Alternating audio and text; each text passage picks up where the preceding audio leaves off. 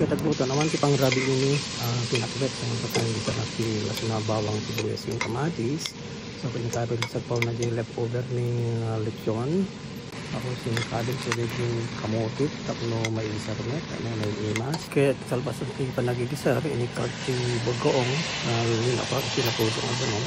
Kaya di nagburek yung sarunod di utong kin pariya nakaptangkin lang amin. Nagburek ko sa aking sarunod di okra kin tarong. Kahit kalau bisa nagburek aking sarunod di repolyo. Kahit kabayatan nga malutluto di pinagbeta kaya nagtimpla naman iti kapek dati ni Nescafe tapos honey tapos DJ cream. Okay? Kaya sinulad dati yung pinagbet sa po yung kiwa. Malasat pa nakaluto na. Tapos yung pisok ko na yung parlangan. Sa pinikanti may sa nagrasa nga sili. Inikakpat green onion leaves kin may sa pork cube to noon na nananam. Okay? Naluto na. Okay, pinagbet ko. Lawan kay karabasa na okay lang. Laman na man. Okay man ang titimpla na. Okay.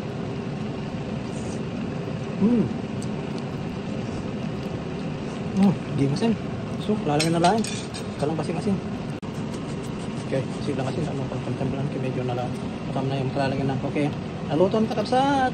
Ipinagbet nila kaya andong. Hindi pa lang ayaw ka na yung kana. Lechon. Kanala na masik na. Pagos ka man dyan. Oh, lechon ko dito. Naimas na ako eh. Ipakbet na rin ako sa ito. Naimas si kapsat. Ano yung kapsat? Nakaluton nila kaya andong. Hindi ka basingin na po eh. Actually dito nagka-okay platito lang eh. Kaya sabay kamay tayo instant coffee pa.